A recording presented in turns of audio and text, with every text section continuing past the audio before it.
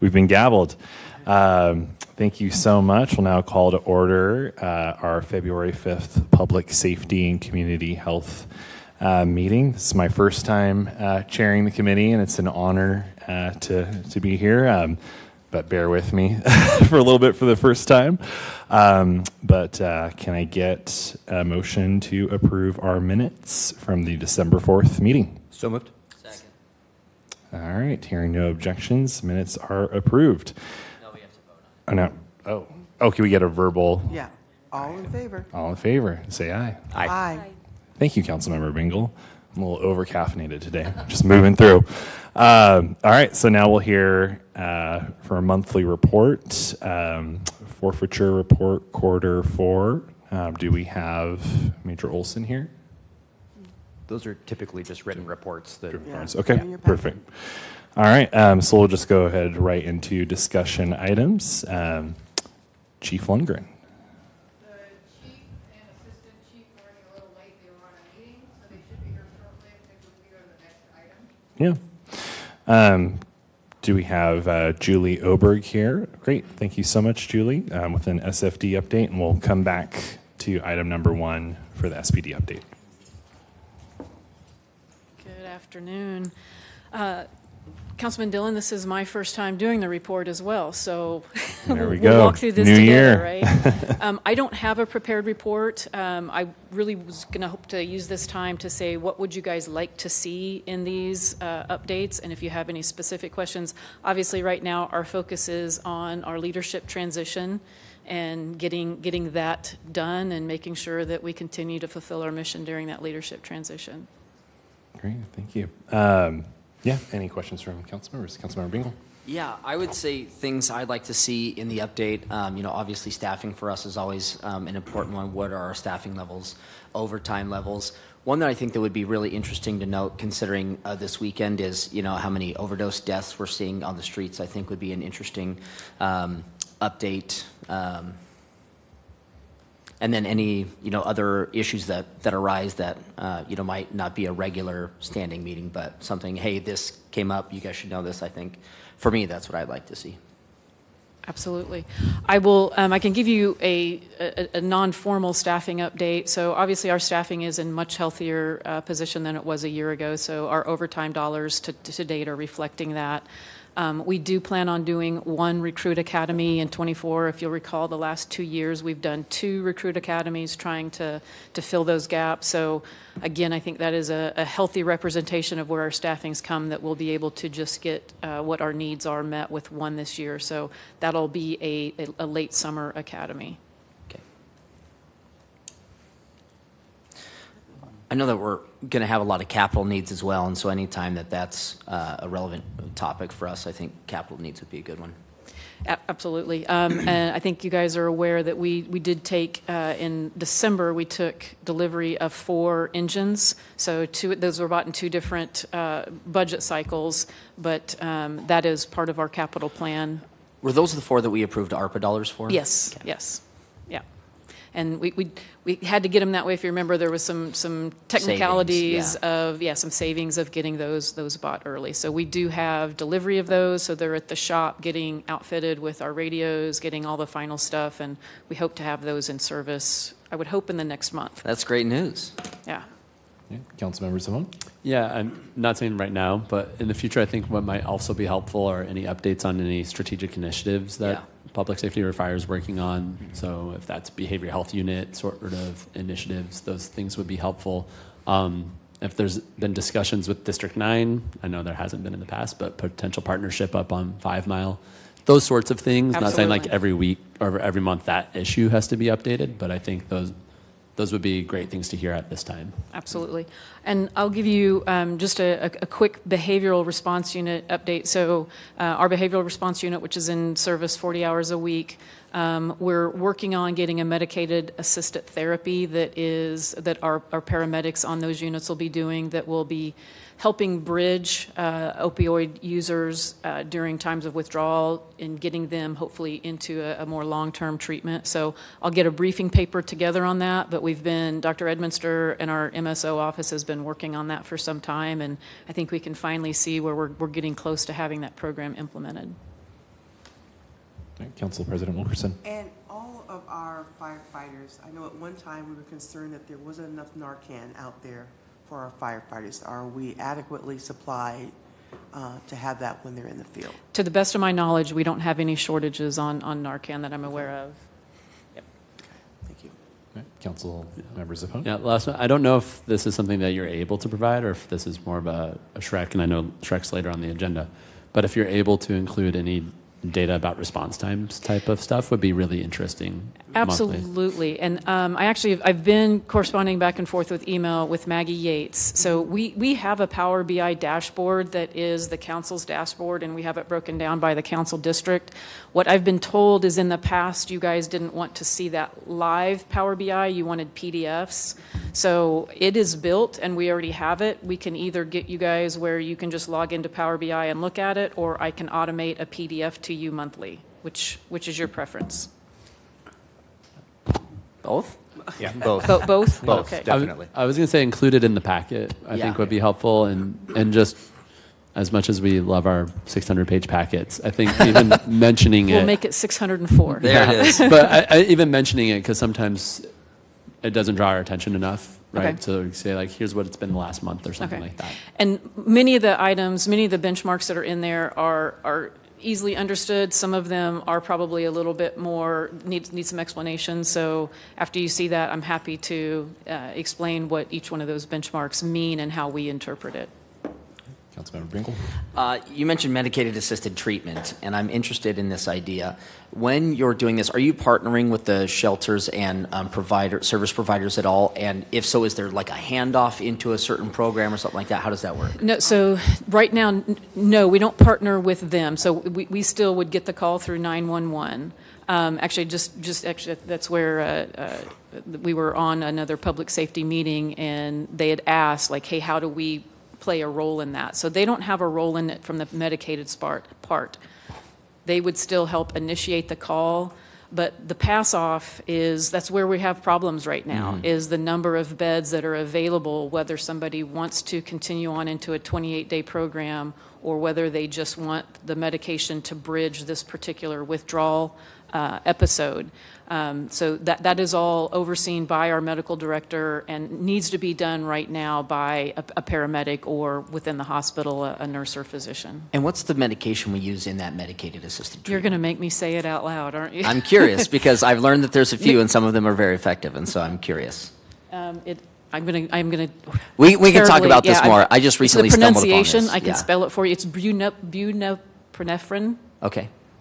and that is not pronounced at all, Okay. even close to appropriate. So I apologize. I appreciate it. I will probably send you an email and ask you more about this later on. Yep, and I'm going to have our MSO get a briefing paper done. So when we have that, I'll make sure to include that in your packet. Wonderful. Thank you.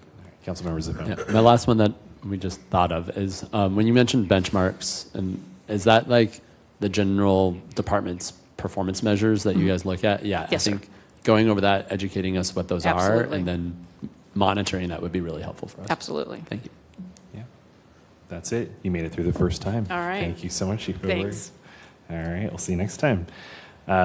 We'll go back to the beginning of the agenda for an SPD update. I believe I saw Chief Lundgren just walk in. All right. Thank you so much. Good afternoon.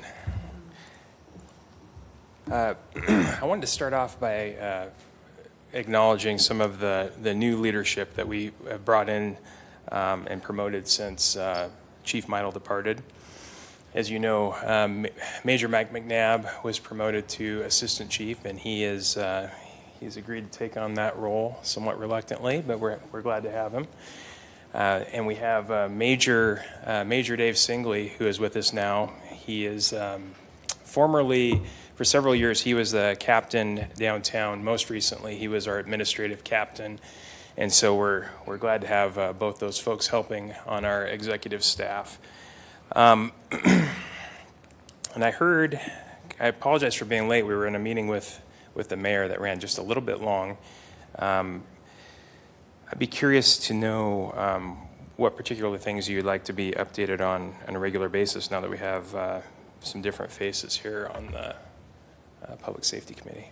Yeah. Councilmember Cathcart. Yeah, one thing that I've requested in the past, and we just really have never kind of gotten there, but it would be great to maybe make a big stab at, would just be to have a comprehensive list of expected expenditures coming down the line.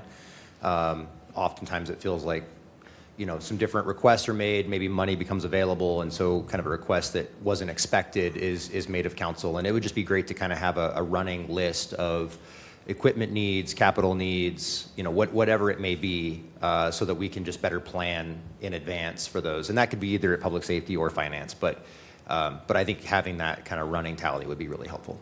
Okay, thank you. Thank you. Councilmember Bingle. Yeah, I was just going to say similarly with fire department having the staffing levels, overtime numbers, capital needs, those kinds of things are always great updates. And a lot of times it feels like we're talking about issues up here, but I always think it's really nice if there's a great thing that the fire or police had an interaction, a particularly positive interaction with the community. I think those are great things to highlight as well, because I feel like we're always talking about some negative issues, but something like this happened here and it was just a great win for the community. Something like that would be nice as well. Great.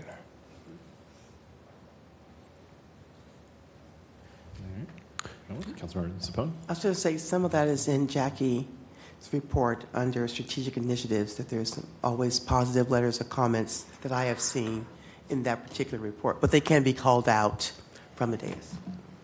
Absolutely. Yeah, and similarly to the question that just asked, fire is just regular performance measures that you all use internally to report out what those are. And I think having that part of a presentation helps us see it rather than just part of the board packet. I don't know what those are specifically, but that would be interesting to learn more about. Okay. In anticipation of the Shrek conversation, I have some data from last year just on our call processing out at dispatch. The total calls that came into or out of our SPD dispatch last year were 212,445. Of those, outgoing calls, so dispatchers conducting callbacks, referring to other resources, and otherwise supporting the officers, was 103,675. Incoming non-emergency calls were 31,092, and incoming emergency calls were 77,678. So I'm going to brag a little bit. Councilmember Bingle, here's a shout out for some really good work. Our call answer time average, 87% of our calls are answered at radio within 0 to 5 seconds. So they're picking up within 5 seconds. Wow. 97% between 6 and 10 seconds, and 99% between 11 and 15 seconds. And then the call answer time during only the busy portion of the shift, which is defined as 2 p.m. to 7 p.m., we are hitting 87% of our calls answered in 5 seconds or less, 97.6% in 6 to 10 seconds, and 99% in 11 to 15 seconds. Our average call talk duration for emergency calls is 2 minutes and 58 seconds, and our average wait time for emergency incoming calls is 1 second. So that was for the whole year. Councilmember Sapone. Yeah. Just a request for the future, it would be really helpful if you had that visually. So like sending a slide beforehand of data, that sort of stuff, I think would be really helpful. Yeah, no, that's noted. I just got this just a few minutes ago by email, or else I would have gladly shared. Great. Thank you. All right. Anyone else? All right, good. While we have you're up here, do you want to do Parks After Dark now? I actually have, I'm going to have Major Singley update us on that. Okay. If that's all right. We'll come back to him in a little bit. All right. Thank you so much. Thank you. you. Appreciate it, Chief. All right. So now we have council discussion on Shrek. I'm going to channel my inner Karen Stratton here, and we'll limit the discussion to ogres and donkeys. And no, that flopped real hard. Sorry. First meeting. Okay. But I know that we had 20 minutes allocated for this. I don't think it'll be that long, and I believe we have Lori from Shrek here, if you want to come on down. And I had some questions. I know some of our council members did as well. Thank you so much for being here and making the time to come on down. And I've also brought with me my board chair in case you have any specific questions for the board. All This is right. Chief Cody Rohrbach.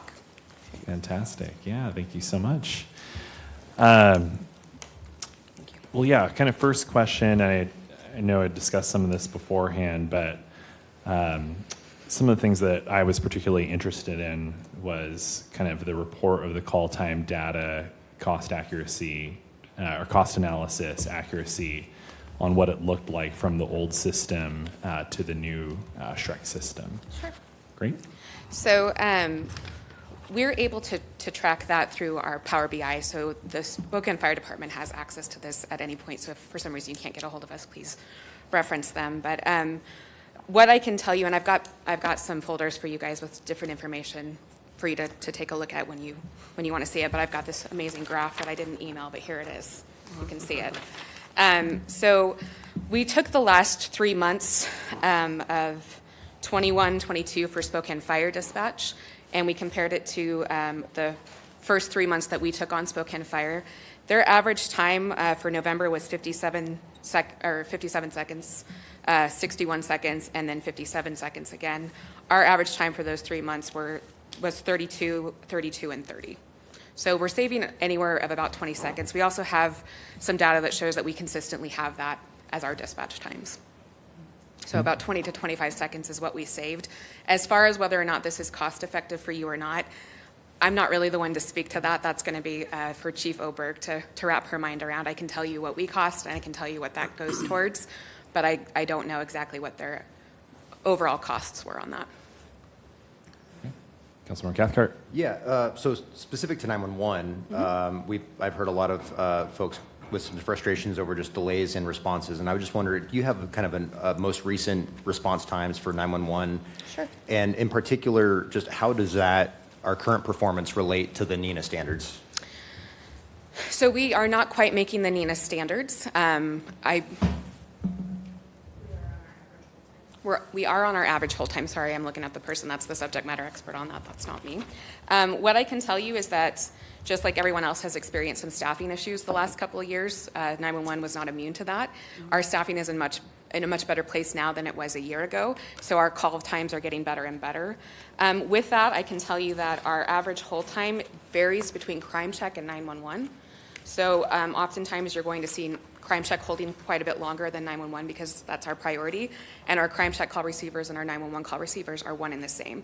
Because out of those 911 calls that we take, only about 13% of those end up being actual crime reports. The rest of them are either real emergencies or they're non-emergencies whatsoever. So, we're looking at half of our call volume. We're having to figure out whether or not that's a 911 call or not. So our average hold time at the lowest was 10 seconds for 911. At our highest this past year was at 26 seconds, and that was in the month of August when we were experiencing all the wildfires in the area. Gotcha.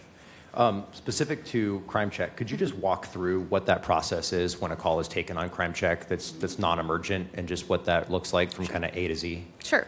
And I'm going to tell you our current process and then the process that's changing on November's not the right month, February. I believe it's February 19th. 20th. I'm so close. So right now, when you call Crime Check, you'll get either a call receiver, or it'll be a call receiver that'll determine whether it's a Crime Check or a 911 call. They're going to ask some specific questions. If it turns out that it is a 911 call, we're going to triage it as such. If it's in the city of Spokane, we're going to transfer that over to Spokane Police Department. Anywhere else in the county, and if it's a fire call, we will handle that call from start to finish and get it dispatched out or sent to the right area to have it dispatched out. If it's an actual Crime Check call, at that point, what we are doing at the moment is we're taking enough information for us to be able to say, okay, we've got enough to know that this is a report. Within the next 3 to 5 hours, you're going to get a call back from one of our report techs who will then fill out the report and complete it for you. So you're looking at a call back. That is changing on February 20th. We heard some concerns from the community. We heard some concerns from our responding agencies, and the report tech program that we put in place, it was in a beta to see if this was really what we wanted to do. We've determined that it is a it is a good product that we're getting out of that. And so we are going to be going live with 22 report techs on February 20th, and at that time it'll be a transfer directly over to a report tech to finish the call the minute you call in. So just so I can clarify, so the call taker takes the initial call. It's determined whether it's an emergency or it's crime check. If it's crime check, they're told they'll get a call back. Correct. Oftentimes. Correct. And then it's a call tech from report tech. Report yes. tech, excuse me, Yep. from Shrek that would call them back. Correct. So then once that report tech takes the notes, gets the information, what do they do at that point in time? So it gets submitted to the record system, and it then goes out to whichever law enforcement agency it belongs to, and it's up to that law enforcement agency to determine what they're going to do with that call. And is that entered into the system at the moment that they take those notes, or is that something that happens later in the day? I believe that it's in a 24-hour process. So it's within 24 hours. Okay. Is it okay if I ask one more?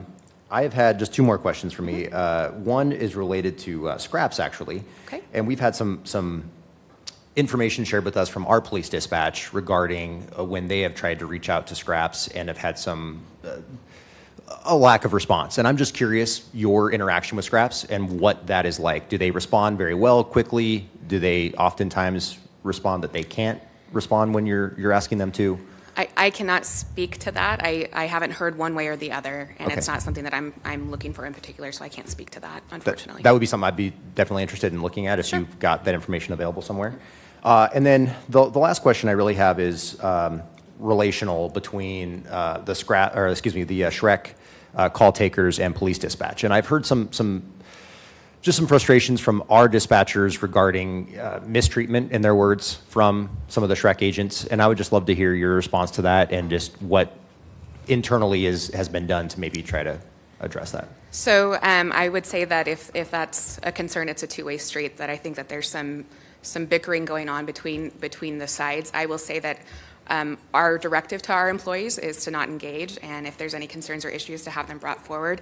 My hope is that SPD will handle those on their end, and vice versa. If there are concerns that are being brought to SPD, I would hope that they would bring those to us. Okay. Maybe I could. Please, yes. I could speak to certainly acknowledge. I've been with the Shrek board now since inception, and then previously on the 911 board before that. So I've seen this, the history, if you will. I've seen the friction between both sides, and admittedly, rear view mirror stuff, but at startup, things could have been better, and there's a whole host of reasons without taking any sides on that. But yes, certainly I see from the outside opportunities for further discussion and collaboration. But there's friction there, and I would say I hear it, being in the county, I hear it from both sides. And what I would acknowledge is that there's great dispatchers on both sides. Some have previously been City of Spokane employees, and I've worked at the federal, state, and local government over my career, and all three agencies had one thing in common: they all felt the way they did it was the best. And so I think we've got some different perspectives coming at the issue, which I fully respect, and I think there's opportunity for further discussion, but certainly acknowledge, things could have been better. Hopefully a lot of that's rearview mirror stuff for us today. It's one of the reasons I'm here, is to work with anybody to help ensure that we've got collaboration and public safety at the forefront. So again, if there's anything I can do from the board perspective, certainly, and if folks want to talk more one-on-one, I'm available for that. I appreciate it. Thank you. And if I hear more, that gets into specifics, I'd be happy to share that and just get your feedback. And just the last comment, not to get into it here, but just it would be really helpful, I think, to get a real good breakdown of the costs associated with 911. Sure. Particularly as there's some bills running through the legislature right now that address that, and so it'd just be really helpful for us to have all that information. So. Sure, and I believe I have a copy of our budget in here for you. So. Awesome. Yeah, thank you. I appreciate that. Yeah, Councilmember Sapone. On the note of the legislation right now, we've been talking here at the city about what that impact would be. I don't know if you could speak to what that impact would be if it passed for Shrek, and how that might change anything even as we're still considering the interlocal agreement too. So I know very little about it as far as the details of it. It's kind of a vague bill from my perspective. I will say, and my board chair can chime in if he wants, from my perspective, is it's not going to benefit anybody. Ultimately, that funding is it's our smallest amount of funding that we receive. It is a stagnant piece of funding that is provided to us by the state, and it's meant for very specific things. It's meant for initial call receiving, and it's meant for the phone system, which is actually the majority of what it pays for. So as it sits currently, the City of Spokane is on our phone system. We pay for it, we provide it, we maintain it, update it, all those things. So there's some choices ahead of the city that they'll have to make on whether or not they're going to either pay us for that or if they're going to go and buy their own phone system. So more than anything, that's where my concern lies, is that you're looking at a huge piece of equipment that's not cheap. Nothing in 911 is cheap. So, Council President. Speaking to that, then let's speak about your recruitment and training for your employees, and what does that look like? It's a lot. It's a lot. It's a lot. So let me flip to that really quick.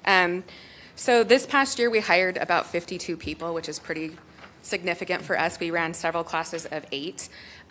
There's a significant amount of background check that has to be done for our new employees. So they have to go through a polygraph, a psych, a drug test. They have several different interviews that they have to have with us for us to determine that, number one, it's a good fit for them, but also it's a good fit for us. One of the things that we're always concerned about is the mental health of our employees. These calls are not easy to answer, and they're not something that you can quickly walk away from without having some sort of unintended trauma at times. So we want to make sure that we have somebody that's mentally healthy to be able to handle that call. Once they are hired with us, their classroom academy is anywhere from 6 to 7 weeks, so that's where they're just learning all of the things. They're not touching a phone, they're not touching a radio, any of that stuff. They're just getting inundated with information and made to feel like even if they're smart, they're not smart anymore because it's so much coming at them at once. After that, there's a 3 to 4 month where they sit in as a call receiver. And then from there on, if they decide that they want to have some movement within the agency to be a dispatcher, they'll go from there. And any of those different ones are about a 6-month training period. So are you currently fully staffed, or what's your staffing levels? We're close to being fully staffed. I don't ever want to say that, like, knock on. I don't want to say that because, quite frankly, I don't know that we'll ever be fully staffed. It seems the minute we get a good class in, a couple people leave. But we're in a lot better shape than we were a year ago. I would say that our law dispatch currently is the one that is needing the most work, and we're pumping people in there every 6 weeks at this moment. But our call receivers were pretty close to being fully staffed, if not overstaffed, in anticipation of them moving over. Great, thank you. Councilmember Bingle. Yes, thank you for being here. Appreciate it. I know we came through and you gave us a great presentation on Shrek, and I appreciate that. We went back and we sat with SPD Dispatch that's there, and you mentioned the 911 dollars paying for the phone system, and I remember being there, and the phone system was specifically one of the reasons why the 911 dollars came up, because their phones were either out of date or one of the desks was built by like the supervisor through his own money, and so just kind of wanted to ask, if those dollars are going into that system, and if ours are going to be updated to whatever it needs to be updated to. So I'm not sure specifically on the needing to be updated. That's all of the phones are constantly maintained, so that's something I would need more specifics on. As far as the City of Spokane did come to us and asked for a few more phones. As I mentioned, this is a stagnant tax, and it's a tax that tax is not fully paying for everything it's intended to pay for now. So anywhere within my agency, I have 3 revenue sources. I have the 1/10 of 1%, I have the 911 excise tax, and I have user fees, which are paid for out of City of Spokane's pocket, paid for out of my districts and my police departments. That money is what makes up for any area where the tax fails. I'm not the county, I'm not the city, I don't have a general fund to go back to. We're our own entity with our own 3 tax revenues, and that's all we have. And so if we're short money in an area, what makes up for that is my user fees. So this wasn't the request for these phones was not pre-planned. It was not anything that was brought to us until it was, hey, can we get these? And it's something that I would have to have approval on in budget time, and we were way past budget at that point. So the answer at that time was no. We would have to see if that was something that the board would be willing to use their user fees to support. Mm-hmm.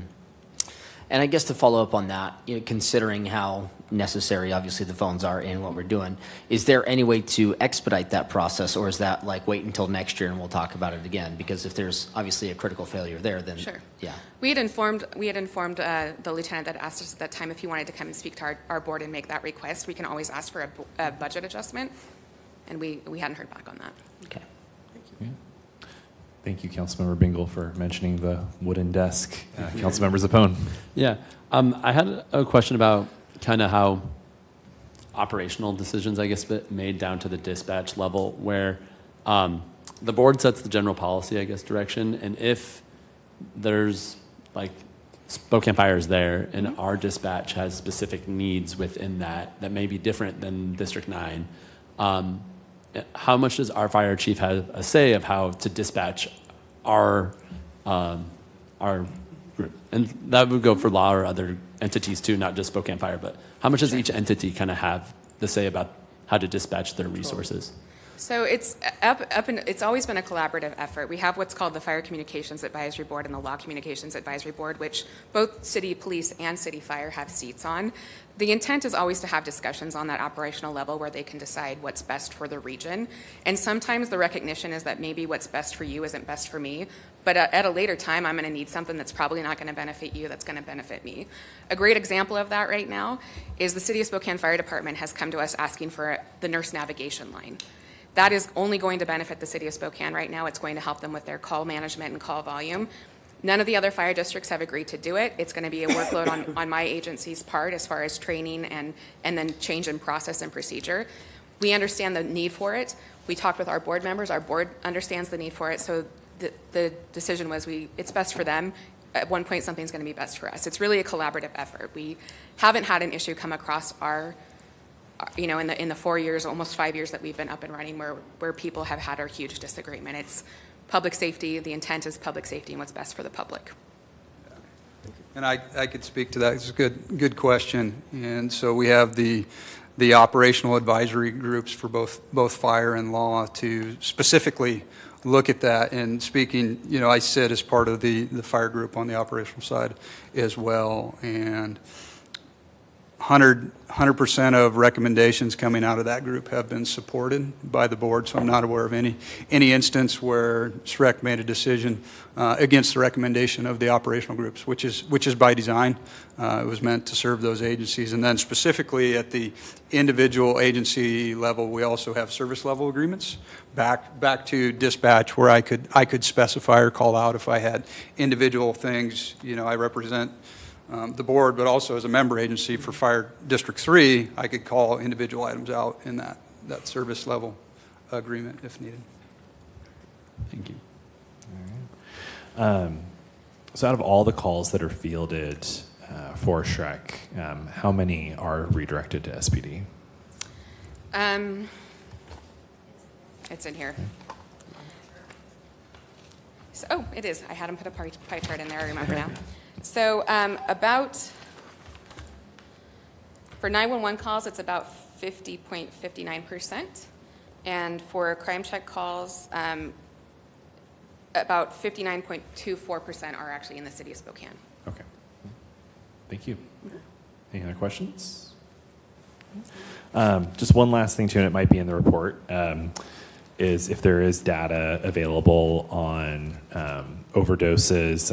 I think whether that's transport to hospital, Narcan, anything related to fentanyl, that would also be extremely helpful. Yeah, it's going to be the same data that Chief Oberg has. Okay. And so she pulls it right from our system. So if there's anything specific that we can help her with, we're happy to do so, but you should be getting it. Yeah. Is that information for the whole region then? It's specific to the city, but we can get information for the region as It'd be great to be able to compare. Yeah. Sure. Yeah. Oh, one more. Councilmember Zappone? Yeah, just on the data that you just provided on the 911 and crime check, does that count for when fire is also dispatched with 911 calls, or that's just SPD? So transfer directly to. Yeah. Okay. Those are just the transfers. We include SFD in our call volume because we dispatch for them. Right. So if someone called, you would transfer it over to SPD. If it's a law call. If it's a law call, but I was saying if joint dispatch is necessary, so both police and fire are responding at the same time, it would still be under SPD. It would be under both at that point. Oh, it'd be under both. Okay. All right. Well, thank you so much for being You're here. welcome. Almost made it to 20 minutes. Fantastic work. Thank you. Who should I give these to? Over to Jacoby. Thank you so much. Thank you. All right. And now we will bring up Major Singley to discuss an update on the Parks After Dark ordinance. Thank you so much for being here, Major.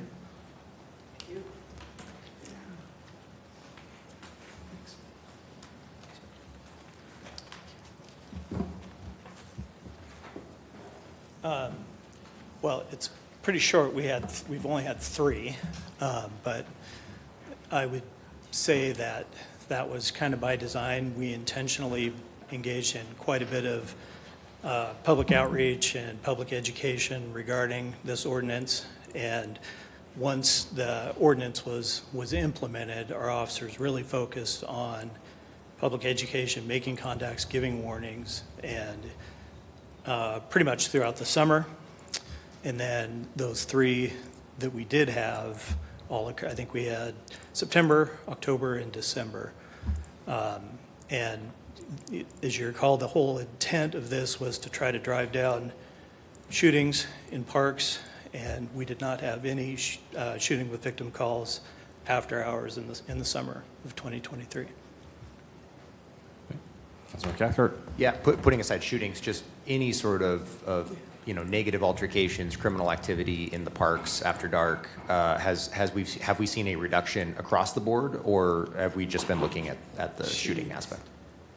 I don't have all the specific crime stats for all incidents. I do know that we have had a reduction, but I could pull all the specific crime data too if needed. That'd be great. Councilmember Zepone. Yeah, thank you so much. Do you also have data about how many educational stops were done during this period of time? I don't. I could inquire further, but we typically do not track when a citation is not issued like that. So we know for sure there were 3 citations, but we don't know how many other stops there were or call for services during that time. I guess you can look up call for service, but we don't have any idea of. We can see, our data would show how many contacts we made for that call type.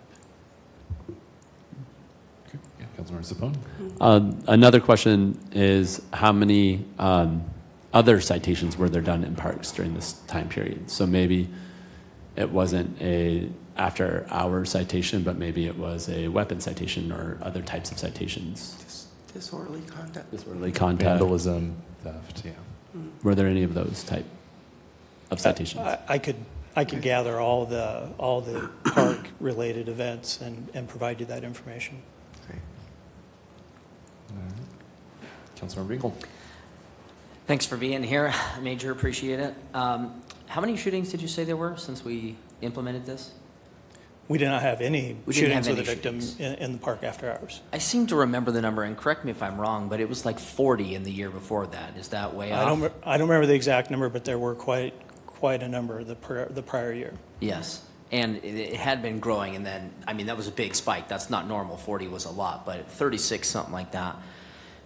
Do you think it's because of our outreach and the things that we did that helped to drastically reduce that number, going from a very high number, again, which was an outlier, but to 0? I mean, what would you say the reason for that drop is? I think that was a large part of the reason for that drop. And when you would do your educational campaign, what did that look like? Well, officers would contact folks that were in the park after hours, and they would simply tell them that they couldn't be there. As word got out more, oftentimes officers would just pull up in their car and people would leave. Sometimes there were folks experiencing homelessness that they would take that as an opportunity to try and connect them to resources. And that was in addition to all the information the department put out for the media and kind of a wider ranging public education program. Well, I appreciate that. I'm very interested to see how this continues to work, especially when the summer gets up and going, because I know that it sort of went into effect as the summer was waning. But for me to see such drastic reduction is exactly why we were trying to do this. And so thank you, and thank you, SPD, for doing this, because again, one of the things we really wanted to do was make our parks safer, and it sure sounds like violent crime at least dropped quite a bit, so thank you. Thank you. Council President Wilkerson. I'm certainly glad to hear the numbers went down. I would certainly need something a little bit more specific. I'm glad anecdotally you made the correlation, but that's a big leap. And I'm sure there are many other factors. So just saying, putting in that park ordinance was like the biggest game changer. I think it still impacts neighborhoods. Of course, we all want safety. We all do. But it was at the end of the year. We are supposed to have more specific data really around that. So as you capture that and come to us, then to be reviewed to see if it's really doing what we want it to do, or is it a barrier to others in the community who want to be in the park after hours. But I'm glad to see the numbers went down. Councilmember Spohn. Yeah, and just to clarify, you said this ordinance went into effect in September. Do you remember when in September? Well, that's when they began enforcement, but I believe it was the end of June when the ordinance actually took effect. Yeah. I believe it was passed in June, and it still had another 30 days until it was Like End of August. end of August. Yeah. And It was so around Labor Day weekend.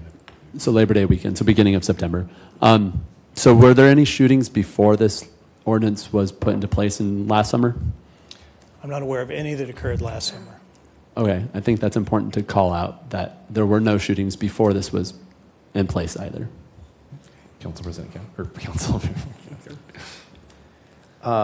Yeah, well, and that was the reason for my question, because I don't actually think this had to do with shootings, frankly. And my memory of why we implemented this was really over gang violence in general occurring in our parks. And so I would love to see some month-to-month, year-over-year data related to criminal activity in the parks, showing the before, the current, and then we can kind of look, into the future and see how it's working.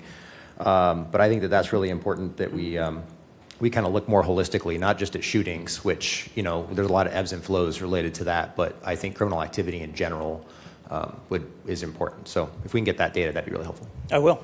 Great.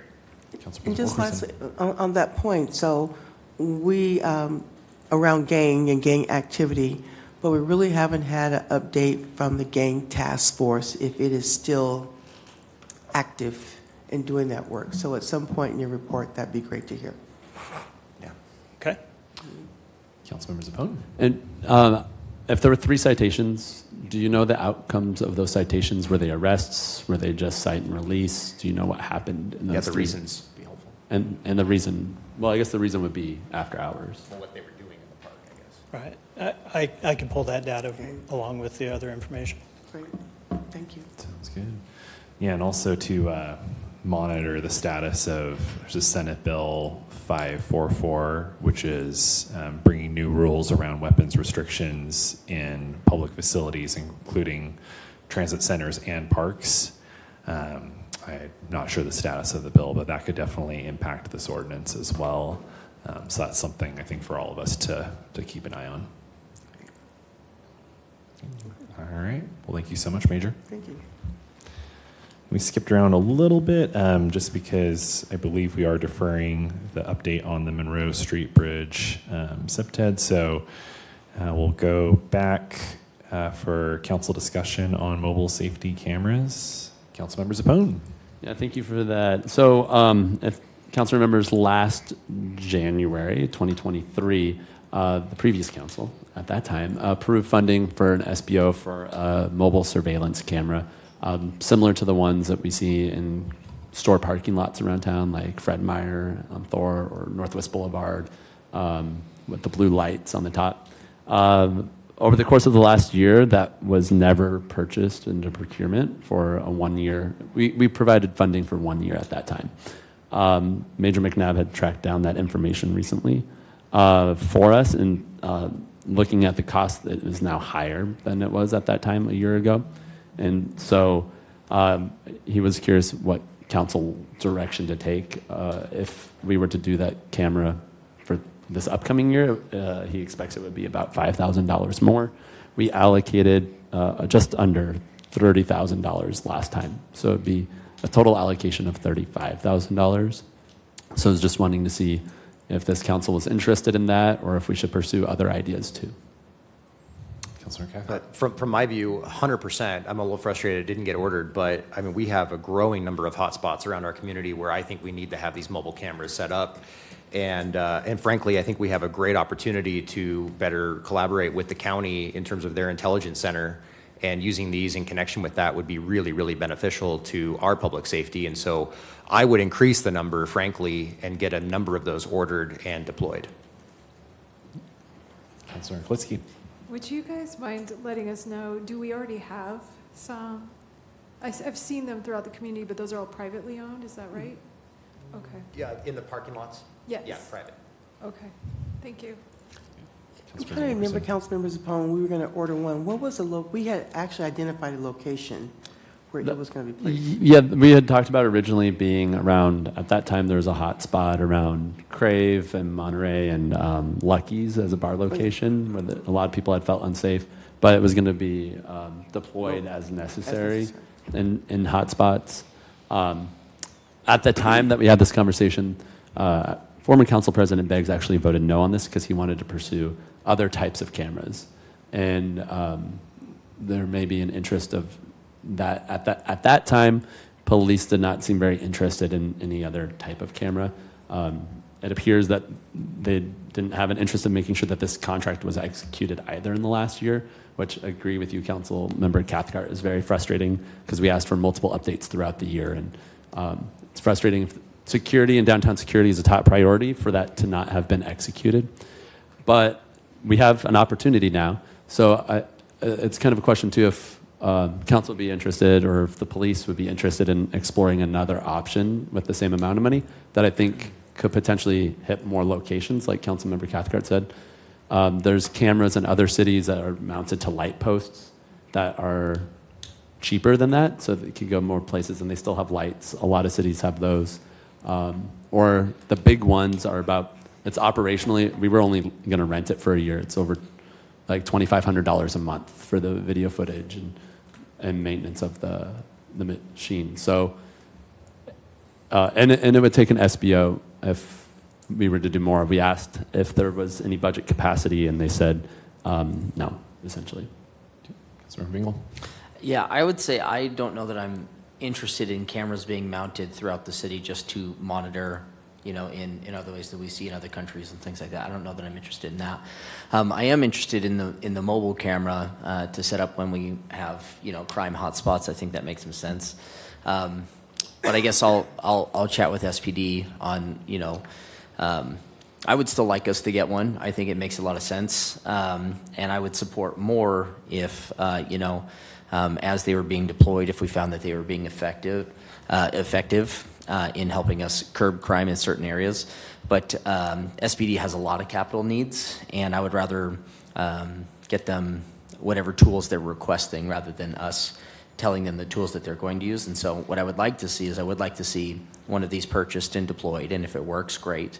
Then I'm happy to get some more. But like I said, if not, I don't want to give them a bunch of tools that aren't going to be deployed. I'd rather focus those dollars on other areas of real need. So, Councilor Cathcart.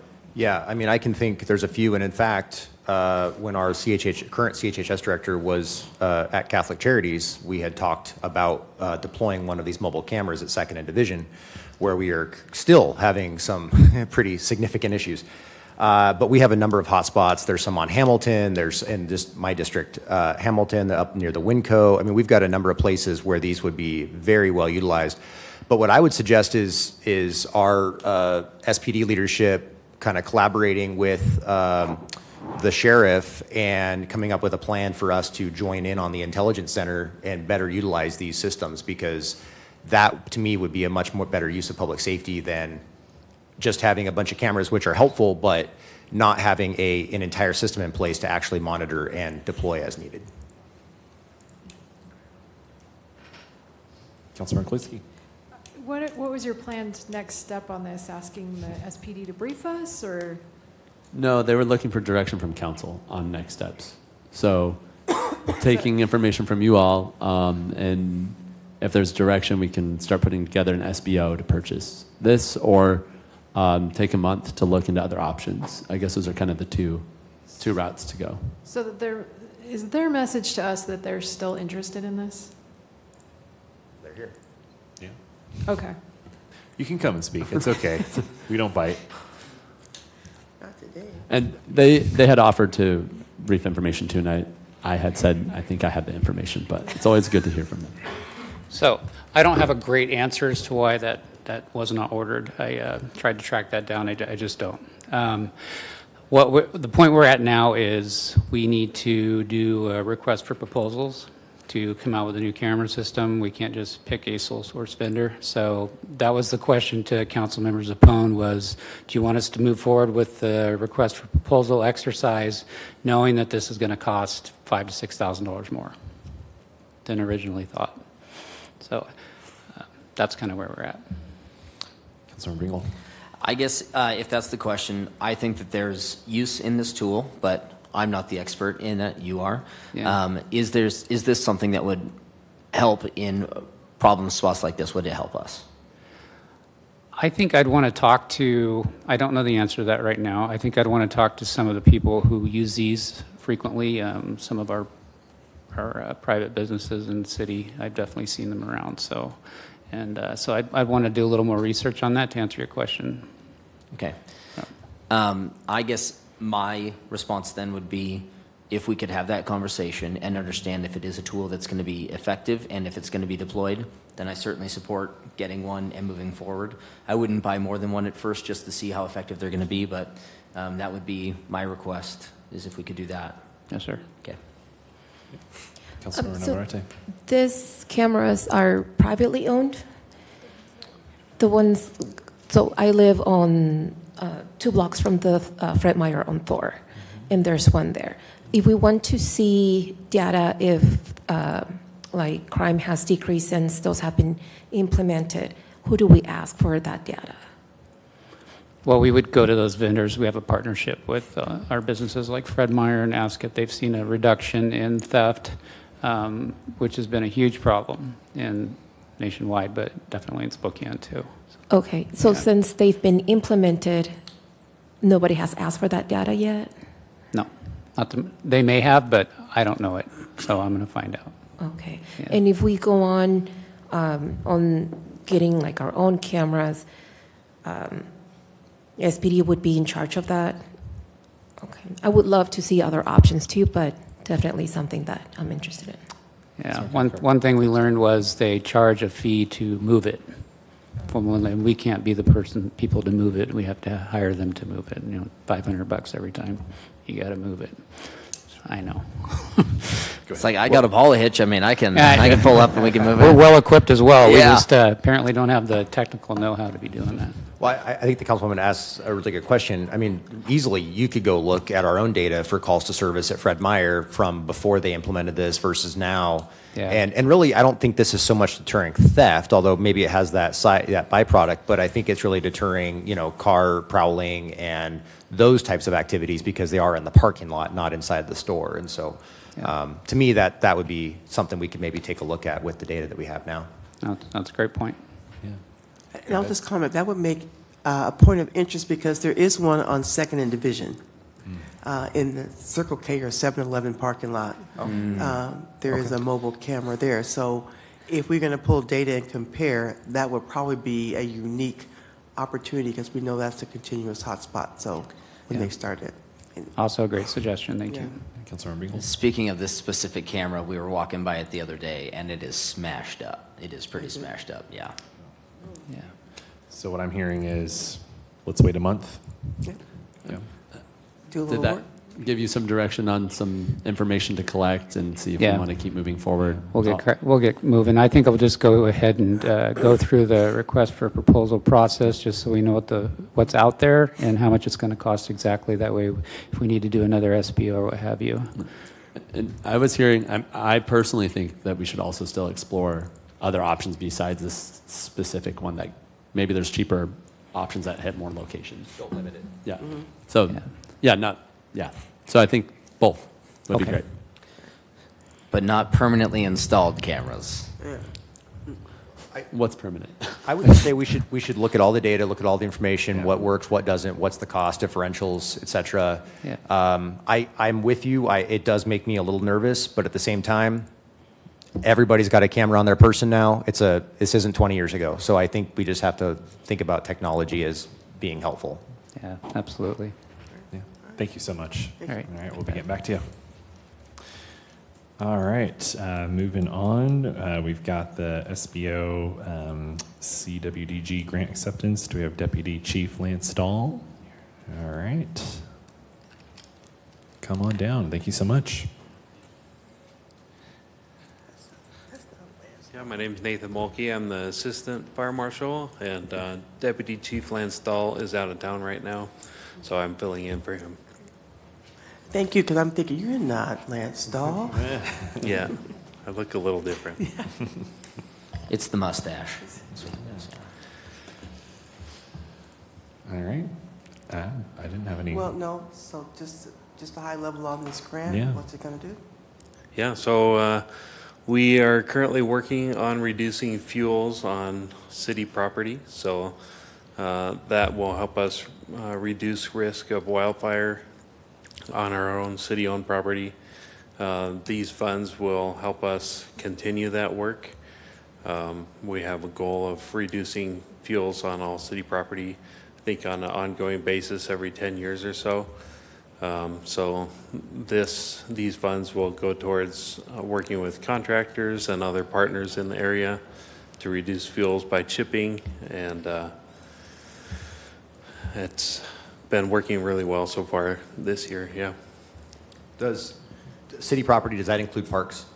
Yes. So here's a question. There's a proposal right now for us to acquire another 170 acres of parkland in an area that would be, I haven't seen it, haven't been there, so I'm just guessing, but a lot of fuel there. And I'm just, how long does it take to sort of clear the fuel from a space that large? How much do you think that costs? What are the impacts of something like that if the city were to take that on? Yeah, I am not familiar with the cost per acre to accomplish that, but I do know that in the last year and a half, we've cleared more than 300 acres of public land. So that's been on almost no budget. So when we have those funds available with the partnerships that we already have in place, it shouldn't take us more than 6 months or so to clear that land if that's prioritized. I'd love to just get a kind of a cost estimate if you guys have it. And I don't know, Julie, if you've got, Chief, if you've got some additional information on that. And then just one quick follow-up, goats. Are we still pursuing goats as a means of helping to clear some of this? Not that I'm familiar with. Do we know what the cost benefit was of using the goats? Because it seemed like that was fairly effective, but maybe only in certain limited circumstances. I'm not sure. Yeah, the goats would be, they would work to clear smaller growth, just shrubs and bushes in those areas.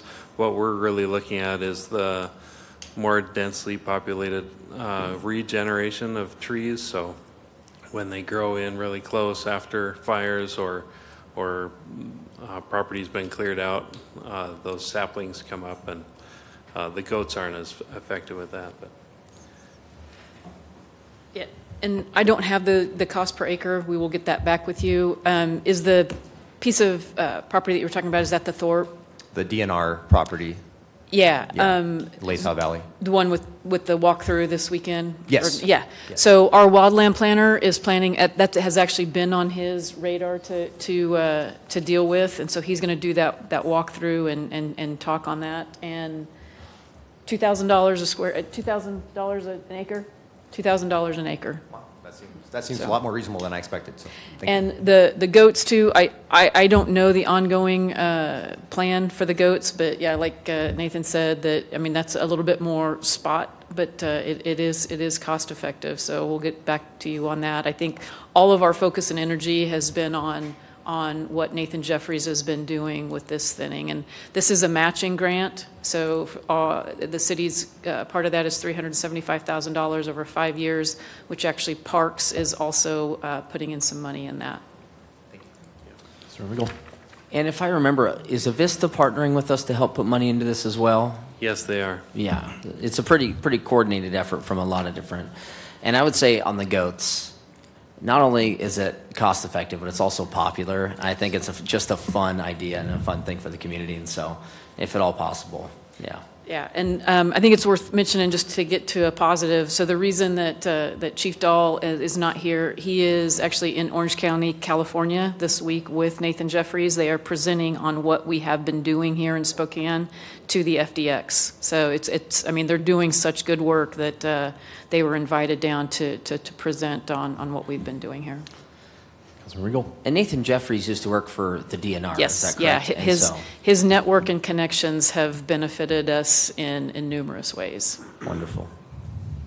I just want to say I like the goats, but they do go at prevailing wage. Yeah, I was curious about overtime costs.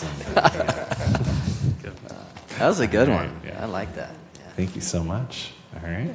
That's all we got. Yeah, thank you. Okay. Thanks, Nathan. All right. Moving on, so we got update on UW study on drug response. Dawn Kinder, come on down.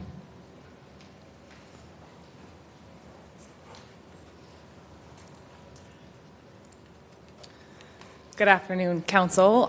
We just wanted to make sure Council was aware there is a statewide drug checking network that flows through the University of Washington's Addiction, Drug, and Alcohol Institute that is intended to fund local nonprofits or medical providers to do random sampling of street drugs to try and identify what's on the street currently to help inform harm reduction and treatment responses from that community.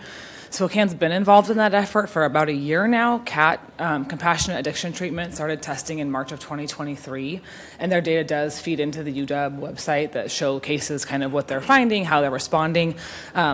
I'll share those links with Council. I assume those haven't been shared yet, but I'll get those over to you as well as kind of a fact sheet on what the Washington State Drug Checking Network is.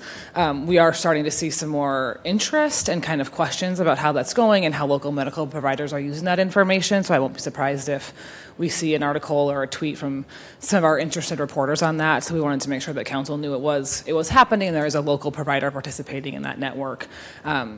CAT has provided some really useful information to its partner agencies as well, just being able to identify potency of drugs on the street and letting providers know when they're seeing major changes so that the outreach workers and those who are utilizing Narcan in the nonprofit system can be really prepared. So just wanted to get that on your radar. I'll send over those fact sheets. I'm happy to field questions, but this is not a project the city's administering. So I can follow up on questions too. Yeah, just wondering how quickly, if something's changing on the streets, how quickly are they able to analyze and let us know what those trend changes are? They are random sampling throughout a month, so they test typically once or twice a week on different things they're seeing come through their location at Second and Division. And then UW does post some kind of quarterly system dashboards on their site that are Washington State wide, but you can do some drill down in there. And would it give us some indications as to, say, how much fentanyl versus tranq versus something else is in our community then? Yeah, and they're actually testing individual pills to see how much of it is pure fentanyl, what's being mixed into that, so that providers can be responsive in the moment. So how are we getting these drugs? Are we seizing them? Are we buying them? How are we getting these drugs to be able to test them? I would have to confirm with CAT. My assumption is they're being surrendered by participants accessing their MAT services, but that's an assumption. Okay. I would imagine that they're not purchasing drugs, just to be clear. Well, thank you so much, Dawn. Really appreciate it. Okay, next up, we're going to welcome Chief Lundgren back up for an update on police vehicles. Oh, just a little switcheroo, all right. Good afternoon, Council. I'm Major Olson. I'm substituting as fleet as one of the things that I get the pleasure of working with. So I'm looking at a generic fleet update. Is that what we're looking for? Right now, in our patrol fleet, or actually in our non-undercover cars, we have about 371 total vehicles. I'm just going to give you a quick breakdown on what those are. There are 40 loaner or special event vehicles. Those are the number of the loaner fleet is established by a fleet standard equation. You have this many people, you need this many spares. There's 81 specialty use vehicles to include training cars, SWAT, TAC, hostage vehicles, volunteer services, and evidence vehicles. 16 motorcycles. There's 84 admin and investigation vehicles, and there's 150 patrol vehicles. 57 of those that are rotational, which means they're hot seated. So they're basically running 23 hours a day. So when one shift gets out, the next person gets in and gets out and drives that vehicle. The rotational policy on those vehicles, when you're talking about the patrol vehicles, we try to get 5 years out of them. That gets them about 100,000 miles. Our admin vehicles, we try to get 10 years out, still equals out to about 100,000 miles. Just for like knowledge sake, the City of Spokane Police Department drives about 4 million miles a year. So we're retiring out, we should be retiring out 40 vehicles a year. As we've talked about in the past with supply chain issues, vehicle shortages, not being able to get cars, we're well behind the 8 ball.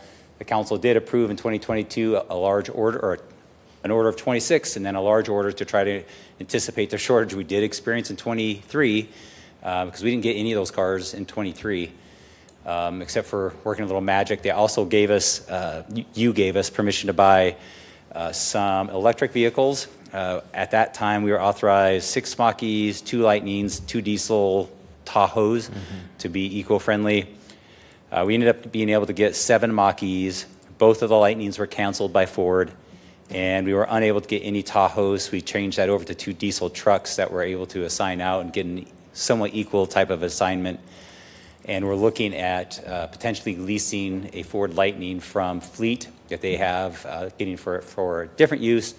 They're willing to share to see if that has any practical usability for us. We're looking to assign that to an admin type position. Let's see. Theoretically, we are looking, the order window is this Thursday. That's when Ford starts the order window. So we are looking to try to get budget allotment so that we can place our next order. If we were to stay,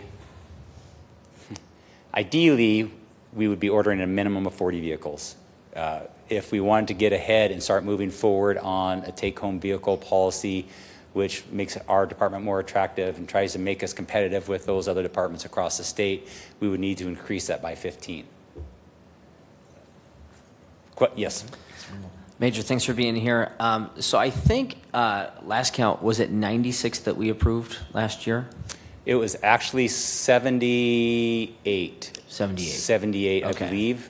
I could check that number by 78, 79-ish, including the electric vehicles. Okay. And so we need to be ordering 40 every year. How long would it take? Let's say we were to give you an extra 15 a year over just repairing or replacing the ones that are, going out of service. How many years would that take us if we gave you an extra 15 to get current?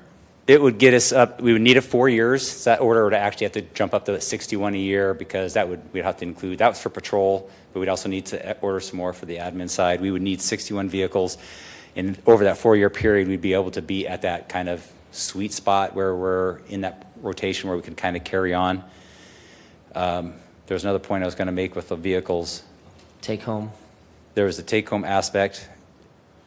So if we did 61 for the next 4 years, then in theory, we would only need to be doing 40 a year after that. Theoretically, depending on the size of our fleet, right? We would just be aging them out at the 100,000 miles. It would probably increase a little bit because 40 is what we need right now with the number of cars we have now. So if we're increasing our fleet to have that take home, that number is going to go up probably to 45 or 50 just because our fleet's bigger. The nice part about it is it might slide back down because our cars, once we start aging out the old cars, they should last longer because we have more the mileage are going to be spread out over more vehicles. Does that make sense? Mm-hmm. Okay, if I explained that well. So if we wanted to get up to the proper number of vehicles to where we're only needing to maintain, we're not needing to accelerate at all, and also add take-home vehicles, what is that number for us? That would be the 40 cars just to get it. That keeps us moving on a bare minimum. 40 cars a year. That's without anticipating the addition for the take-home cars. So the 61 would include take-home vehicles for officers as well? Yes. Okay. And can I give you a status? Something I missed here. The status on those 71 cars that we did order. Actually, I told you that the electric ones we did get. So out of that 71, the county, or actually the dealership that handled the county's order somehow made a mistake and ordered 4 extra. We came back to the council, said, can we switch this over? So we have already got 4 cars from non-hybrids or internal combustion. So we've got 4 of those already in hand. They're new cars, so that's into the fleet. We moved some of the existing ask to Ford F-150s. Those cars have, many of those have already arrived at the dealership over on the coast that won our contract. They are waiting for parts for commissioning. Again, supply chain issues, so we're just waiting for those. There's about 24 F-150s that we'll be getting, and we're trying those out because they're a different platform than what we have traditionally used. They are police-rated vehicles set up for police. So once we get them, it'll give us an opportunity to say, is this something that works within the city of Spokane? The other 40-ish remaining vehicles that are K8s have been changed from hybrids to internal combustion cars. While we don't have a delivery date, we were informed by the Ford dealership that they have what they call an MSO created. So they basically have paperwork saying, hey, this car is going to be made. It's not made yet. When it's made, we'll tell you, the actual VIN and giving it to you. It's kind of like, hey, we're pregnant, but we don't know a due date quite yet. So you know what I'm saying? So we're excited because theoretically this year we'll realize another 60-some police cars to help us out. Councilor Cathcart. So currently, do we have, you said we got 7 Mach-E's. Is that the total number of electric vehicles in the fleet, or are there additional? There's other than the Teslas. There's several Teslas. There's those ones, and the only other electric one that we're looking at trying to get is maybe this Ford, excuse me, the Lightning that Fleet has got from somewhere else that we're going to try to borrow, maybe lease from them to see if it has an applicable use within our agency. And the Mach-E's, are those just being used by admin at present? Admin or investigations, yes. Okay. And then the Ford F-150 Lightnings, those would theoretically be put into patrol? Those aren't the Lightnings. So the F-150 is their internal combustion engine. They're going to be a mix of patrol supervisors, and those that could probably use that capacity for the truck bed more than our patrol officer at this point. So have we sorted out then if there's going to be a continuation of buying electric vehicles depending on the supply chain issues that we're facing? Have we figured out how we're going to hot seat and how we're going to kind of sort through all of that to make sure they're fully charged and can be operational? So right now, electric vehicles, there's no possibility to hot seat those. They're just not practical for patrol usage. What we're using electric vehicles for is purely administrative. I believe some of our investigators have it because they're not, on patrol being used as much. So electric vehicles are not off the page, but they're only being looked at for those types of positions where they have a practicality of use. So reality, sorry, one more follow-up. So reality is we just need, the focus for the immediate future needs to be on either hybrids or internal combustion because of the inability at this point to actually use the electric vehicles in patrol. Correct. Okay. And just kind of, I'll plant the seeds now. When Ford said, we have the birth certificate of these cars, that was because we came back to the council. Ford told us they weren't going to be able to make the hybrids. And we asked for permission to get internal combustion engines because that was it. It was either that or nothing. So when we come to the council again, hopefully in the very near future, since the order window is opening Thursday and we're still in some dire need of some vehicles, we're going to ask that they be patrol vehicles, and we can say in the SBO or whatever with a preference giving to those that are environmentally friendly. But we're just trying to get our hands on cars to make sure our officers are able to go to calls. Thank you. I just want to follow up. I know last year we talked a lot about take-home policy for cars. Yes, ma'am. I don't remember ever being briefed on really what the take-home policy was. I know we had a lot of discussions on how far officers could live from the city, 30 miles, 40 miles, what that looked like. So in the future, if you would give us a highlight of what the take-home policy actually looks like, sure. I think that'd be beneficial for us. Yes, ma'am. Yeah, that'd be great. How are the Mach-E's working out for admin? Is that something that is fulfilling the needs, and how are we doing with them? They work within limitations. We, not unlike other cities with electric vehicles, I know that, and I'm speaking for Major McNabb, what he told me with his experience, he had his car plugged in while we had our cold snap, and it actually lost charge.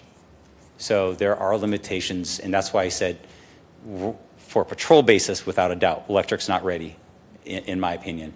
And for admin, we have to be careful about how we're going to buy and use those. That's why I think for us to have some pilot cars and some vehicles to put into service in limited circumstances is great, because it gives us an opportunity to see where do they excel and where do they have their shortfalls. Yeah, how much is in the budget for the 2024 year for vehicles? For purchase, we're looking for that right now. We're going to be looking for some guidance on that. So it's currently not budgeted for any new vehicle purchases. Everything would be a special budget ordinance. That's my understanding. So then my understanding was that would have to come from reserves to purchase more vehicles. I guess I'm looking back at Matt Boston there. Okay. So. Can we say that into the microphone for the?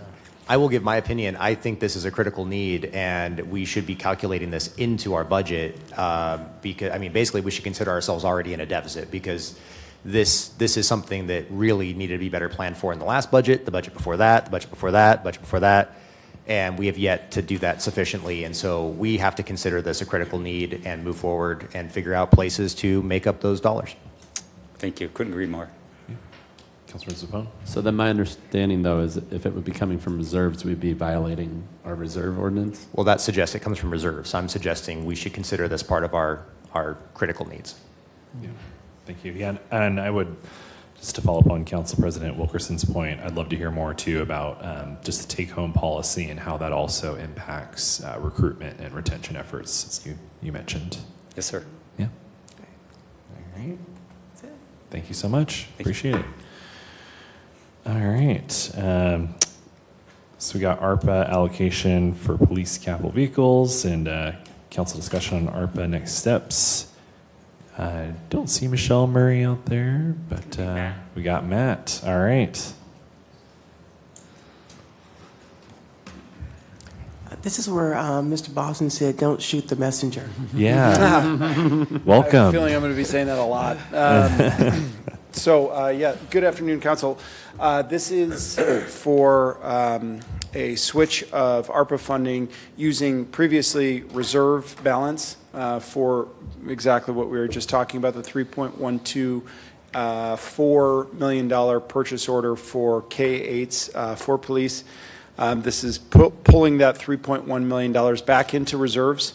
So replenishing the reserves, but pulling it out of the $3.1 million for the Justice Center. So there was a Municipal Justice Center allocation that was made by a previous council. Some were on, some were not. For court needs, this is pulling that amount out and reestablishing our reserves before we get delivery. The reason that this is kind of time is of the essence on this one is because once delivery is made, we don't have the ability to switch that funding source after the fact. During the meeting with the ARPA subcommittee or the ARPA work group, I can never remember the actual term of it, there was a discussion of should this be a full exercise, what amounts can be pulled back. I know that Councilmember Zappone is interested in having that larger discussion, but because timing was so critical of these public safety vehicles and the switch of the funding mechanism, that's why this is brought forward to you today without the full dot exercise. Yes? Can we get a full comprehensive list of everything, whether it's been expended or not? Because Absolutely. like, just for example, maybe we do have it there. Okay, that just changed.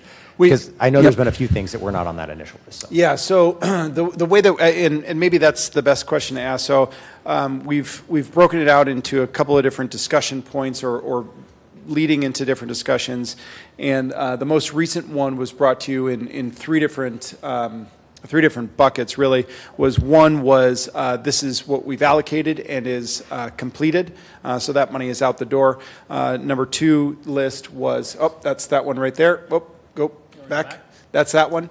So this is completed projects. This is amount allocated, and essentially the exact amount is spent through 1/22/2024 with just a very small amount that's left in the final billing stages. The next list here is active and open projects. These are projects that are currently going through the motions right now, and we don't intend any sort of timing restrictions to hit there or spending limit restrictions to hit. And then the last list here is the pending projects that are up for discussion. And so that is a full comprehensive list just broken into three different sections. This is the one that, we've talked a little bit about as a larger group as well as in a smaller group, that because there is that restriction that these amounts need to be contracted by December 31st, 2024, These are the initiatives that we really need to discuss as a council of what needs to be reevaluated and reallocated in some cases. The Justice Center was one that I think there was kind of a standstill with former administration, current administration, as well as some council members saying there is really no path forward to get that money out the door and contracted by December 31st, 2024.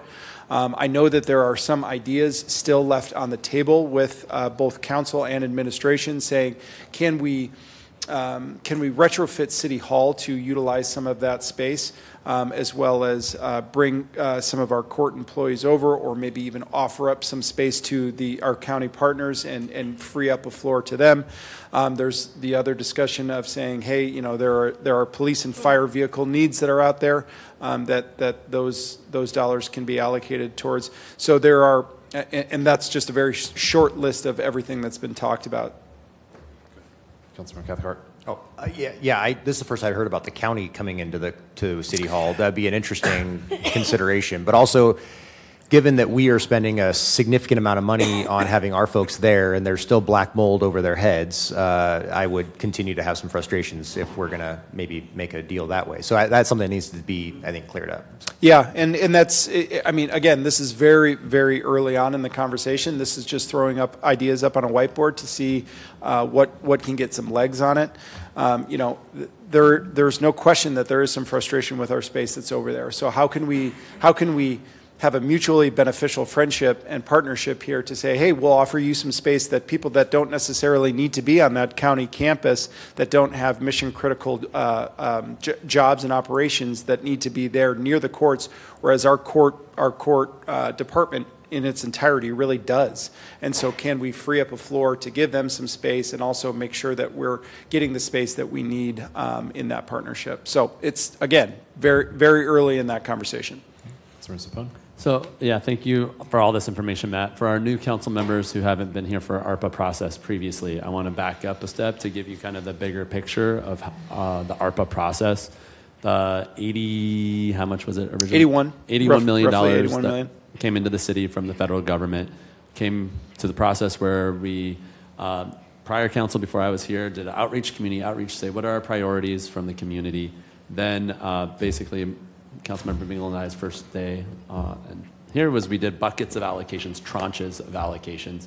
And so all of these projects are from the tranches that we allocated, tranche 1, 2, 3, and 4, and not in any particular order here. And so from all those tranches, then we've gotten down to the specifics of what would the contract look like, whether it's out in the community or internal for city departments. Right now, we're at the point where we have to get that money out the door and contracted by 2024, or by December 31st, 2024. Yeah. Yeah, and there, I mean, it's not necessarily that there's not the need out there for the initiative that has been made. It's that timing restriction that we're having. So the challenge is that if we do have a partnership or an initiative that we've allocated money towards, and we just don't see that funding is going to be contracted with before before December 31st, 2024, the penalty is that we pay that money back to the feds. So it's a use it or lose it in all the senses of this form. And so to keep going along with process-wise, what we've historically done is that the ARPA committee, who right now is council president, myself and Councilmember Bingle, looks at these, monitors the projects, and then comes up with recommendations. And we go to the full council and ask, what are your priorities? And we try to take that information to come up with a proposal. So where we're at from our last meeting last week was identifying these outstanding these current pending projects that for discussion. And we decided everything that's not highlighted in orange there on the left would reconvene committee work groups. So those work groups would have one person from each council district or council president on there representing that missing district. And those work groups would work together to reconvene within the next couple weeks. You should be getting calendar invites, I believe, from Caleb on those, so look out for those. And we can send out a list of all those work groups to see which ones you're a part of, and if you really don't like it, say something. those work groups would reconvene and say, is there a path forward for that bucket of money left? So I'm looking at sub-area planning. There's $600,000 remaining right now. So you would meet with an administrative liaison side, and they would meet together to talk. You would meet with the administrative liaison side to talk about what's the path forward for this bucket of money. Are there parameters? If there's not, should we recommend that come back to, we call it clawbacks, to the bigger bucket of reallocating? So right now, from the ARPA committee meeting that we saw, the orange ones are the ones that we didn't see a path forward at this time, or we're recommending for clawbacks. So an SBO would make a recommendation of these are the ones to recommend to claw back and reallocate at the same time. And Matt, you're giving me a look. Well, I mean, this is a little bit different from when I was in the conversation. So I just want to make sure that the council is aware that projects of citywide significance does have awardees already addressed, as well as equity navigators. We did identify the translation services as the translation ordinance as using that funding source for those funds. So that I had thought that we were talking about bringing those back to a group, that group, but maybe there was a set of discussions that I wasn't part of after that. Well, let me just finish real quick, Councilmember Cathcart. So, yes and more. Okay. So it's for discussion right now. Basically, these were the ones, you could call it quicker clawbacks right now. And I was going to say the equity navigators, the original intent when it was passed was for the city to hire people to be navigators externally facing to try to make it more accessible to access ARPA funding. That was no longer requested by community, so it shifted, and by ordinance we had identified the ARPA funding, but we never formally went through our normal process on how to formally do that. So I would say that should also be shifted in yellow to just make it all clean. And I think this council, from our discussions, is supporting the translation services. So that when we don't know the full cost yet of the translation services, right? So that I mean, I think it's not going to be the full 250. I think it's going to be pretty close from the conversations that I've heard. We're still working out the procurement side on that. I will say, just being part of the conversations internally with Initiative Manager Alex Chibalisco, myself, and former Council President Beggs, that kind of said, okay, well, this does meet the spirit and the spirit and intent of these funds. Granted, I understand, very loosely connected. But that was the decision to not sweep this back in. It was, and to use those funding. I believe Councilmember Cathcart was part of those conversations as well. So that's just my insight on that. If I could just add real quick. So I don't think we actually pegged the ordinance to that fund, but that was the very open discussion, was that we would use those dollars. And to your point, we're still waiting for procurement to get back to us because we are looking at a technology solution. But it's going to be a multi-year, and so in my opinion, the likelihood is that we would use the entirety of that money because we would just simply, cover contract it out several years. Yeah. And I think that I do remember parts of those discussions. Again, we have to be very careful on our to make sure that we're following our procurement rules, make sure that we're not hitting any hurdles there. I think that the one thing that we did identify, while not binding, I think we used the ARPA funding in the actual briefing paper itself, not necessarily in the ordinance. Yeah. Okay. One more question. Okay. Where are we at on revenue replacement? Do we have capacity in revenue replacement? And if we do, does that give us any ability to delay any of these contracts? No. Yeah, great question. But revenue replacement has grown substantially year over year because we're still, fortunately, we did get a pretty lenient calculation, and we are at a high level of growth in the years leading into the COVID impact. So we're still following or supposed to be following that trend for the calculation that was given to us by the Treasury. So I think it's in the tune for this year. Last year was about $30-ish million. This year it's up. It's almost to the tune of about $70 million. So almost the entirety of it can fall into revenue replacement. Now the second part of your question is, we don't have the ability to supplant that and say, okay, we're going to just save and hold on to those funds. So it truly has to be for revenue replacement within something that we're currently currently expensing. Now, could you, in theory, pull something out of your budget and put revenue replacement in there as the funding mechanism? It's a possibility. You're in a very gray area at that point, and I wouldn't recommend it. But when you're talking about a capital purchase that's inside the, hence why we're pulling that $5 million out and putting the $3 million out and putting it for the purchase. That is the perfect utilization to use it. Now, again, if you go and just to draw another parallel, but if you were to go into some of our previous debt, so one might argue, well, we've got all these SIP loans. Why don't we just expire all these SIP loans and use the remaining of the ARPA funds for that? Again, it's a previous obligation that we can't necessarily tie to an award. So we've just got to be careful on that to not trip over our own feet. So theoretically, not necessarily suggesting this, but theoretically, we do have an active ordinance that says we are going to increase our reserves. Mm-hmm. Could we use this money and put it into reserves as a way of complying with that ordinance? No, you can't use these. You can't use these funds as a savings account. So you can't hold on to them and say, because again, going back to the intention of the Department of Treasury, it was to really put money into the system and let it grow, right? And so if you were to say, okay, I'm going to just hold on to it for a rainy day, it just doesn't fit what they were intending the funds to do. Thank you. So, Councilmember Cathcart, that's where I'm at. I don't want to deplete our reserves. We've got this criminal justice funds here that can be used for these vehicles, has to be encumbered by the end of the year.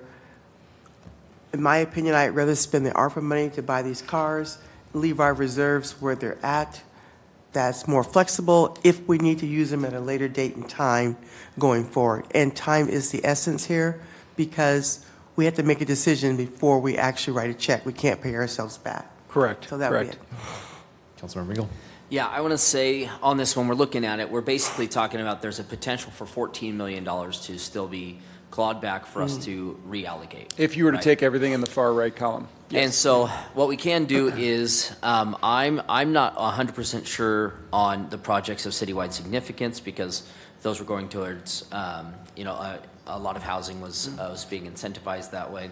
So I'm not so sure there. But if we were to pull this all back, and this is where, as we were talking, I think it's important for these groups to convene and actually figure out, can we get them out? Right. And so one of the things that I think we should discuss seriously as a council is, okay, we need to have a contracted date, by June 30th of this year. These dollars have to be contracted by this date, otherwise they get clawed back, and they have to be out the door by sometime in September, maybe September 30th, otherwise they get clawed back immediately. Correct. And then I think that we should, as a council, seriously discuss a fallback project of some kind.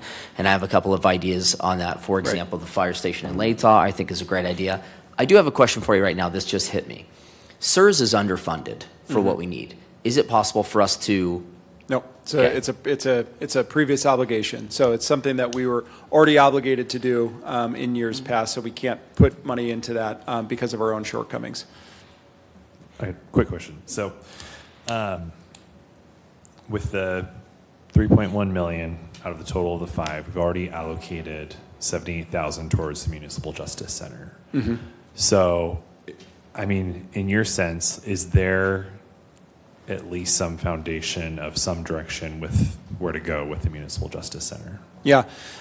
So there's little question that $5 million doesn't get you there for what is the entirety of the need of a new municipal justice center, because it doesn't just say, it's not just a building and saying, okay, we can buy a building and we can retrofit it based on the same square footage or just an exponent of that square footage of saying, okay, that's the space that will be, because there's a lot of extenuating circumstances that surround that. There's the security that you have to be conscious of. There's parking. There's very specific routes that have to go in and out for defendants to be part of that and excluded from the workers that you have working in municipal courts. So that's why the Primera building, for those that were part of this council at that time, and I'm sure the ones that weren't probably heard about it, was so appealing to this council as well as the courts at the time. fantastic facility that fit a lot of those boxes. Still needed a significant amount of retrofitting to get us there, but the $5 million was a fraction of the overall need. So I believe the purchase price that was discussed at that time was roughly $12 million, and then we were talking about another $5 million on, or anywhere between $3 and $5 million in capital costs add to that were going to be needed for that facility, which is in phenomenal shape, and it has all the things that were in theory thought to be there, and it had a ridiculous amount of furniture that was going to be provided to us. So there was a lot of appeal there, but knowing that that's out there and that was the best deal that we were going to get, that checked a significant amount of the boxes that we were looking for, and we were still only 30% there of the overall ask, made it apparent to this council, as well as I believe administration, to say, okay, we've got to find other solutions outside of the box of not saying, what are we going to do to get the funding for the additional $13 million out there? What can we do with the funding that we already have? Now, that's where this conversation is being had of like, okay, let's get creative. We know that we need to be at that facility for courts, but can we have a telecourt option here at the city hall? Can we clear out a floor for a partnership with the county? There's a lot of different things that we just haven't even discussed. There's a space utilization study that was done in 2022, started in 2022.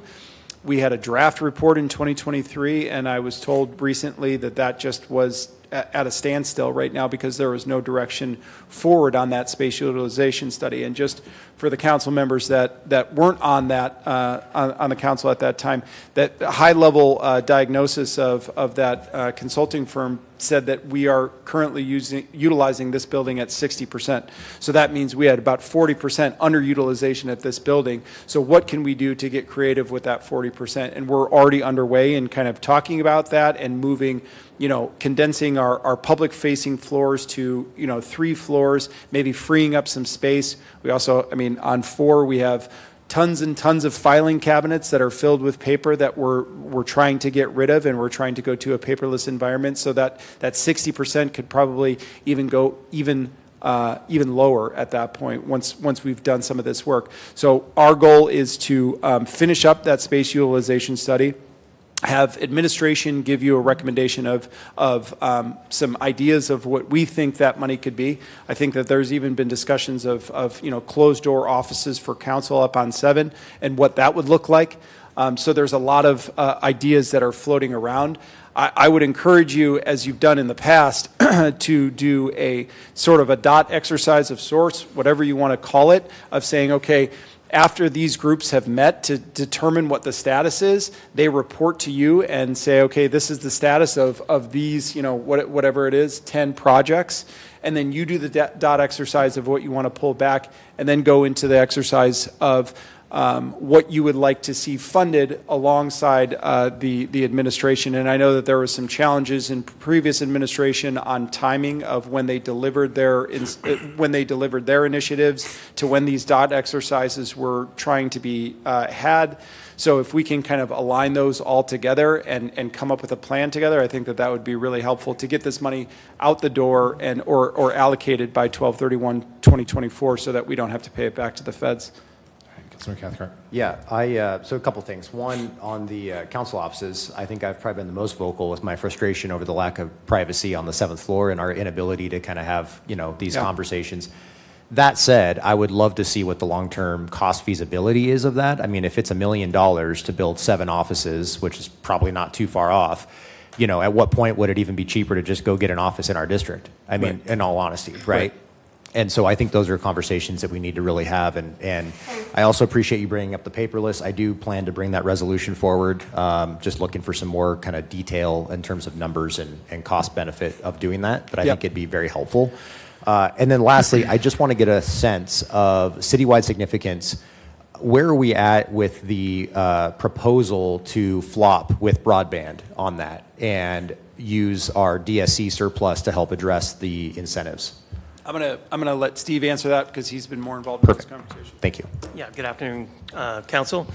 That's still a proposal. In fact, any amount of that project's citywide significance that looks like it could be clawed back or is not going to be in place, I recommend that we do that and we backfill in with that excess revenue in that one account for DSC. Well, you got my support on that. I'd just love to get some more details as to where we're at. So yeah. Councilmember Beagle.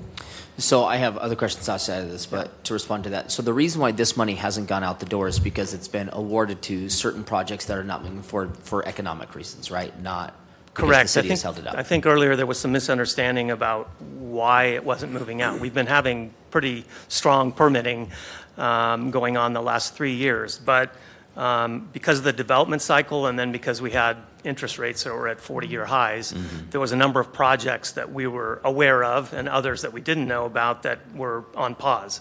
And they're going to be on pause sometime longer, but that's why I think it's important to backfill that projects of citywide significance so we can incentivize the MFTE, affordable housing, and other projects in there. But this 1.4 million that's left, that could go out to other projects right now. It's just currently awarded to projects that are not moving forward, is my understanding. Correct. So it's not that we couldn't use it in this space and get the money out the door, correct? I'd need to get the latest information from Terry, and I know she's worked on that and has shared some of that with the ARPA team. But whatever amount it's deemed, because I don't know all the triggers or the exact dates of when something has to be either out or spent or committed. What I do know is that fiber and broadband is a much easier bucket to qualify for. And the projects that we've talked about to most of the council people here, not the new council people yet, but we have actually projects of fiber and broadband that can be committed to having contracted out by April and then easily meet any kind of deadline.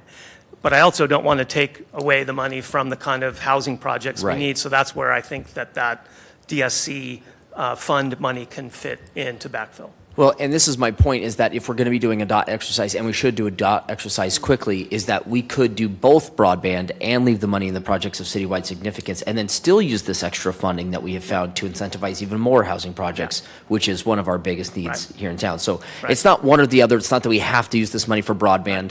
There is a way that we can use this money for broadband, which could also be a very good use of these funds. Yes. Okay. So, well, to the thing that I wanted to talk about was... so again, just as like a fallback project, again, we had talked about the fire station, but we also, again, just heard about police capital and vehicles. And so just as a fallback, I think that we have two, huge departments with lots of capital needs that we could pretty quickly allocate some money and get them out the door. So. Yeah, and I think police isn't the only one. I mean, fire, so police, I will say that police did get purchases in theory for 2022 and 2023. Fire did get for 2022, did not get a 2023 authority. We do know that their rigs are going offline as well. I think they're arguably is a more significant impact to fire rigs when they're going offline because they just have fewer rigs at the end of the day. So again, very large conversations to have with a very small amount of money. So I mean, we've spent it just in this conversation a few times over. So I think that's where you have to have this priority exercise of what is most important and critical for this group. As well as the administration, and what can we realistically get out the door as quick as possible so that it has that impact. Yeah, so for the sake of next steps on this, I think all council members need to be thinking about what are your priorities for the remaining funds in general. And then there's a short-term need, which is what we need feedback on immediately. What's drafted in the committee agenda can always be amended before it comes up for a vote. This would be scheduled for a vote on the 26th. Is that This correct? would be scheduled for a vote on the 26th. So two initiatives have come up with an immediate need. Just talking about the police vehicles at this point. So the police vehicles obviously has a timestamp to it because we could get those, as we heard earlier, we could go get some of these vehicles at any point. So we don't want to delay. Once we've received delivery of these vehicles, there's no retro action on that. Likewise, Expo 74, which is coming next week for $250,000, it has a critical timestamp on it as well. There's as we know, this project and program is underway, and this is something that they've been discussing with this group for the past 7 months now. So I think that they also need these funds sooner rather than later. To finish my thought on it, it's think about your needs. This of the orange item, so that's what the projects of citywide significance. That's $6.6 million. So think about what are your priorities for how to spend $6.6 million. For the other ones, that's the long term. The groups are going to meet, see if they can get the money out or if it needs to be clawed back. And there might be more money that could go up to $14 million. So get back to the ARPA committee group, which is Council President me or Bingle, Council Member Bingle, by soon so that we can know which way to go forward. I think we're definitely in unanimous agreement about Expo and language. So we just need to know if you're comfortable with the $3.1 million for police vehicles, which would effectively wouldn't prevent the purchase through reserves. So that's what we're needing to get feedback. Thank you. And this would be, reestablishing reserves. I think the last I looked, reserves were in the tune of about 12. So you are building reserves back in the tune of $3 million, which is, I know, an initiative of a lot of council members that are sitting on council with the frustration that they've seen those reserves go out the door over the past couple of years. This is also using it for not an operational expense, but a one-time expense. And I think that was another strong desire for this council or former council, as well as some of the other newer council members that I've talked to. And just while we're talking on this, I know that there was a discussion with the ARPA committee about the council members that are being appointed to some of these critical needed work groups. Sub-area planning right now, I have Council President Wilkerson, Councilmember Cathcart, and Councilmember Klitsky.